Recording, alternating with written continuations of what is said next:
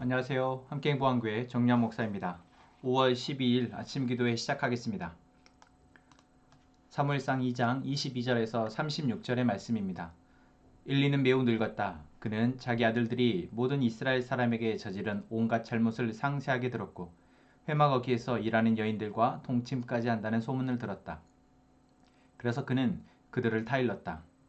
너희가 어쩌자고 이런 짓을 하느냐? 너희가 저지른 악행을 내가 이 백성 모두에게서 듣고 있다. 이놈들아 당장 그쳐라. 주님의 백성이 이런 추문을 옮기는 것을 내가 듣게 되다니 두려운 일이다. 사람끼리 죄를 지으면 하나님이 중재하여 주시겠지만 사람이 주님께 죄를 지으면 누가 변호하여 주겠느냐. 아버지가 이렇게 꾸짖어도 그들은 아버지의 말을 듣지 않았다. 주님께서 이미 그들을 죽이려고 하셨기 때문이다. 한편 어린 사무엘은 커갈수록 주님과 사람들에게 더욱 사랑을 받았다. 하나님의 사람이 엘리를 찾아와서 말하였다. 나 주가 말한다.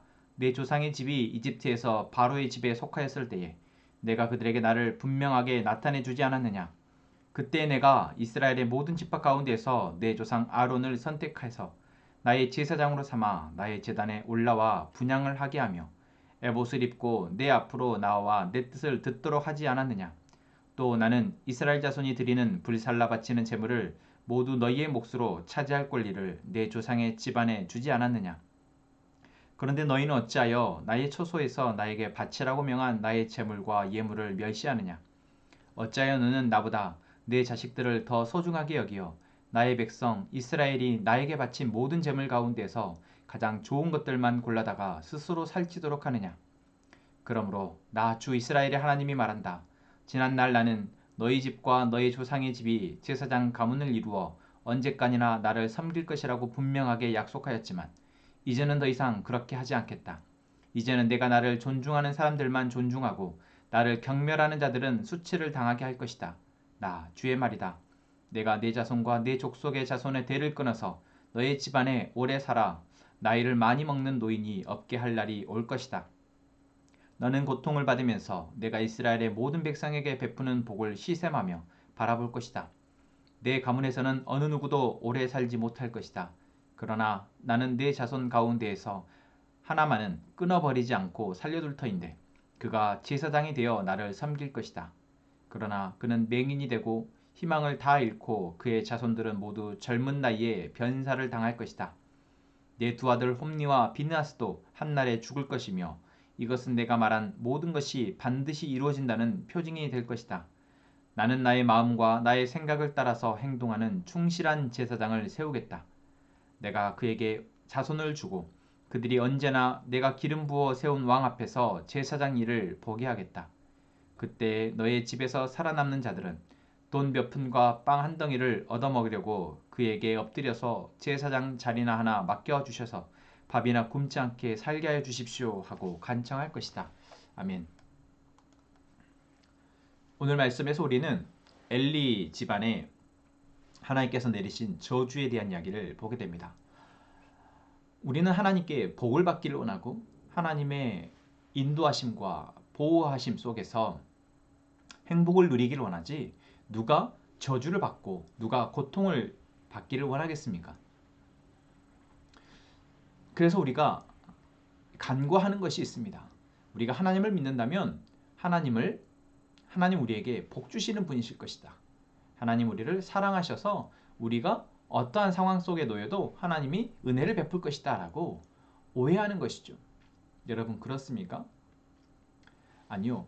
하나님은 분명 우리로 하여금 계속해서 하나님의 은혜 아래 살아가기를 원하시고 그렇게 하도록 이끌어 가시지만 도우시지만 우리가 스스로 우리의 욕망과 이 세상의 흐름 속에서 하나님을 잃어버리게 된다면 결국 우리는 오늘 엘리 집안에 내려진 저주와 같이 우리 삶 역시 또한 우리 집안 역시 저주 아래에 놓이게 될 것이다 라는 것입니다. 오늘 그래서 우리는 말씀을 통해서 왜 엘리 집안에 이러한 저주가 내리는지를 살펴볼 것입니다.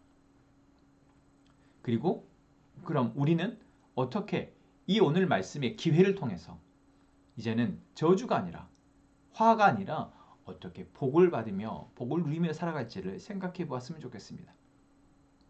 먼저 엘리 집안에 내린 저주의 이유는 무엇입니까? 바로 엘리의 두 아들의 범죄함입니다. 물론 이들의 일탈이라고 생각할 수 있지만 우리는 한 개인의 문제는 그 개인의 어리석음이나 연약함 또는 부족함, 죄, 악함에 모든 이유가 있다라고 생각해서는 안 됩니다.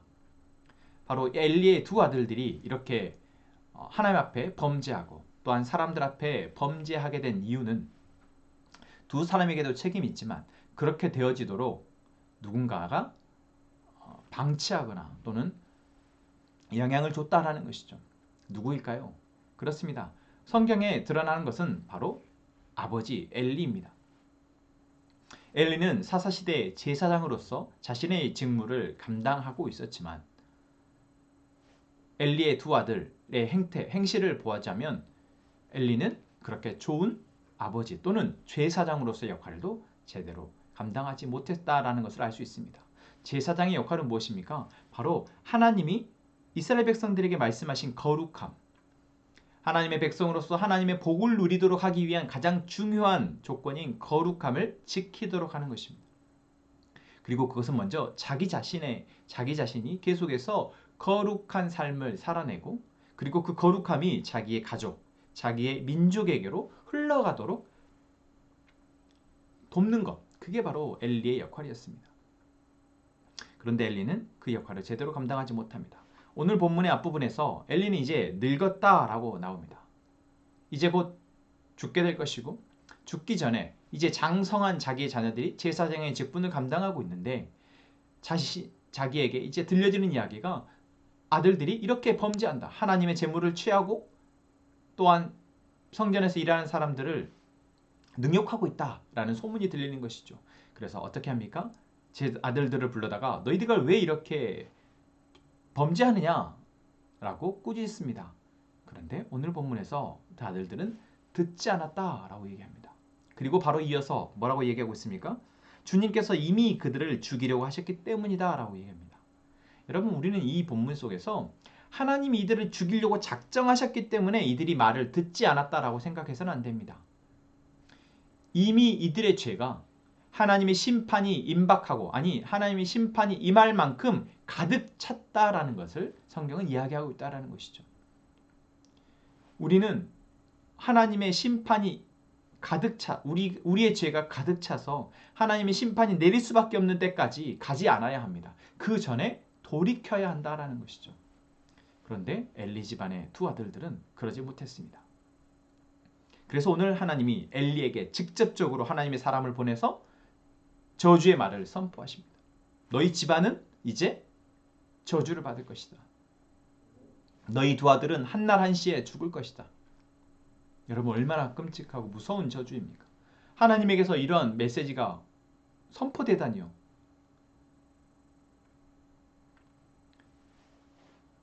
그 이유에 대해서 하나님은 이렇게 말씀하고 계십니다. 29절이죠. 너는 나보다 내 자식들을 더 소중하게 여겼다. 결국 이 말씀을 통해서 하나님은 엘리의 두 아들들이 그렇게 하나님의 제물에 대해서도 범죄하고 또한 사람들에 대해서도 범죄했던 이유가 엘리가 하나님보다 두 자식들을 더 소중히 여겼기 때문이다 라고 말하고 있는 것입니다. 그리고 그 영향이 자식들이 자라면서 하나님을 우습게 여기고 하나님께 드려지는 제사를 우습게 여기고 결국 하나님을 존중하기보다 하나님을 경멸 또는 하나님을 무시하는 삶의 모습으로 드러났다라는 것이죠. 여기에서 우리는 먼저 우리가 엘리의 아들들과 같이 지금 하나님을 어떻게 여기고 있는지 먼저 살폈으면 좋겠습니다. 지금 나는 나의 삶의 순간, 나의 나이에, 나의 직업에, 나의 가정과 나의 모든 삶의 영역에서 하나님을 존중하고 경외하며 하나님의 나에게 주신 것들에 대해서 감사히 여기고 그것들을 잘 선용하고 있는지 살피는 것이죠. 엘리의 제사장, 엘리와 엘리 가문의 엘리의 두 아들들은 제사장이었기에 제사장으로서 직무를 감당하면서 또한 그 대가로 하나님의 제사장의 역할을 대가로 하나님의 제사 드린 제물을 먹도록 하셨습니다.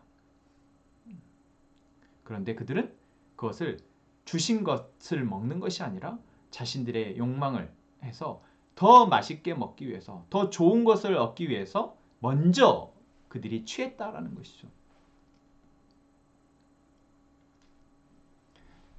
우리에게 주신 하나님의 많은 선물들이 있습니다. 은혜로 주어진 것들이 있습니다. 우리는 그것에 감사하는 사람들이 되기를 원합니다. 만약 그렇지 못하다면 우리는 자꾸만 더 좋은 것, 더 나은 것, 더 많은 것들을 탐을 내게 되고, 그 탐심은 결국 엘리의 두 아들과 같이 하나님을 무시하고 하나님을 잃어버린 채 내게 주어진 것들, 내 눈앞에 보이는 것들을 탐닉하는데 빠지게 된다라는 것이죠. 또한 두 번째, 우리가 엘리의 모습이 우리에게 어떻게 보여지는지 살피기를 원합니다. 엘리는 제사장이면서 동시에 두 자녀의 아버지였습니다. 어릴 때부터 성전에서 실로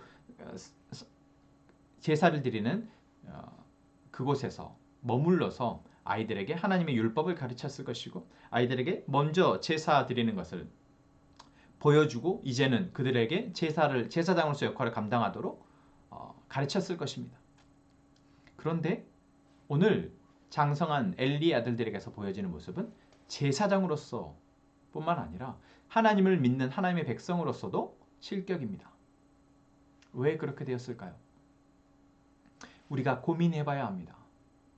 분명 잘 가르쳤을 터인데, 잘 보여줬을 텐데 무엇이 잘못됐던 것일까? 하나님은 분명히 말씀하십니다. 네가 하나님보다, 나보다 너의 아들을 더 소중하게 여겼다. 그러면 엘리가 두 아들들을 하나님보다 더 소중하게 여겼던 것은 어떻게 했기에 하나님이 이렇게 말씀하신 것일까? 엘리에게 어떤 모습이 있어서 하나님이 이렇게 말씀하시는지 우리는 알 수는 없습니다. 하지만 지금 우리가 아버지로서, 또한 내가 소중하게 여기는 무엇에 대해서, 그것이 돈이든 나의 건강이든 나의 지위든 나의 가족이든 하나님이 우리에게 주신 그 놀라운 선물들에 대해서 나는 지금 그것보다 하나님을 더 소중하게 여기고 있는지, 내가 하나님을 더 소중하게 여기고 있다면 내게 주신 자녀에 대해서 내 자녀보다 하나님을 내가 더 소중하게 여기고 하나님을 더 사랑하고 있다면 지금 그것이 어떠한 모습으로 드러나고 있는지, 지금 내가 내 자녀에 대해서, 내 돈의 재물에 대해서, 시간에 대해서, 건강에 대해서 내가 그것이 하나님보다 더 소중하지 않다, 하나님이 이것보다 더 소중하게 여기다면 나는 지금 어떻게, 무엇을 해야 하는지 여러분 이 시간 우리는 하나님께 물었으면 좋겠습니다. 저도 자녀를 양육하다 보니 내가 내 자녀에게 마땅히 가르쳐야 할 바를 가르쳐야 한다라고 생각합니다. 마땅히 내가 그리스도인으로서, 목회자로서 반드시 보여줘야 할 모습을 보여줘야 한다라는 책임의식이 항상 있습니다. 그런데 인간으로서 제가 완전하지 않다 보니까 그러지 못할 때가 참 많습니다. 그런데 내가 하나님을 믿는 자로서, 목회자로서, 또는 먼저 믿는 하나님의 믿음의 선배로서 사랑하는 나의 자녀들에게 하나님의 가치에, 하나님의 기준을 통해서 나의 삶을 꾸리는 것을 계속해서 보여주고, 또한 내 자녀의 삶의 모습에서 드러나는 것 가운데 그 자녀에게 하나님의 기준에서 말을 하고 그것이 부모의 삶에서 드러나는 것이 보여진다면 여러분 우리는 엘리보다도 더 자녀 교육을 잘 하고 있는 것일 것입니다. 그런데 만약 내가 내 자녀에게 더 좋은 것을 물려주고 내 자녀의 삶을 더 윤택하게 해주기 위해서 공부를 시킨다고, 또는 돈을 벌어준다고, 또 재산을 불려준다고 거기에 많은 가치를 두고 내가 삶을 살아간다면 여러분 우리는 분명 나의 가족의 행복을 위해서, 또는 내 자녀가 더 좋은 직장에 들어가고 좋은 가정을 이루고 좋은 삶을 살기 위해서 지금 이것을 해야 한다고 생각하는 그것이 바로 하나님보다 내 자녀를 더 소중하게 여기는 것이 아닌가라는 것이죠. 여러분 그 결말이 어떻습니까? 오늘 말씀에서 하나님께서 뭐라고 말씀하십니까? 네가 하나님보다 너의 자녀를 더 소중히 여긴다면 내가 결국 네 가족을 저주하겠다. 너희 가족에 네가 그토록 소중히 여기는 것들을 내가 한날 한시에 죽게 하겠다. 너희 가족에 너희 집안에서 다 생명이 길지 않게 하겠다. 여러분, 끔찍한 저주입니다. 이 시간 우리에게 하나님께서 이 말씀을 하시는 것은 우리에게 돌이킬 수 있는 기회를 주시는 것입니다. 우리의 죄악이 가득 차서 하나님이 심판하실 수밖에 없게 되기 전에 지금 우리가 무엇을 더 소중히 여기는지 보게 하시고 깨닫게 하시기 위함입니다. 오늘 내가 무엇을 더 소중히 여기고 있는지, 내게 주신 하나님의 선물들, 그 선물들을 내가 하나님보다 더 혹시 소중히 여기며 그것들을 사랑하고 있는지, 그것들의 마음을 빼앗기고 있지 않는지 여러분 오늘 돌아보며 이제는 하나님께서 주시는 그 사랑으로, 하나님께 주신 그 은혜의 감사함으로 내게 주신 것들, 나와 함께 살아가게 하시는 사람들을 살필 수 있는, 기도할 수 있는 저희가 되기를 소망합니다. 기도하겠습니다. 하나님, 오늘도 우리에게 기도하게 하시니 감사합니다. 오늘 우리에게 주신 하나님의 선물을 우리에게 보게 하시고 이제는 그 선물을 하나님의 시선으로, 하나님이 주신 사랑의 마음으로 또한 보게 하시니 감사합니다. 우리에게 있는 재물과 시간과 건강과 자녀들과 또한 내게 맡겨진 직분들, 그 모든 것들이 하나님의 선물임을 알고 이제는 이것을 하나님이 주신 지혜와 능력으로 사용하게 하여 주옵소서. 하나님보다 이것들을 더 소중히 여기지 않게 하여 주옵소서. 특별히 우리의 자녀들을 양육함에 있어서 이 세상의 가치보다, 내 안의 욕심보다, 염려와 근심보다 하나님을 더 소중하게 여기고 하나님을 더 경외함으로 내 자녀를 양육하게 하여 주옵소서. 하나님, 우리 함께 행복한 공동체 모두에게 이 은혜가 있게 하여 주옵소서. 그래 우리가 하나님이 우리에게 베풀어 주신 그 은혜를 보며 날마다 영과 진리로 주님을 예배하게 하시고 우리들의 삶이 주님께 드려지는 예배가 되게 하셔서 우리를 통해서 하나님의 향기가, 주님의 향기가 뿜어져 나오게 하여 주옵소서.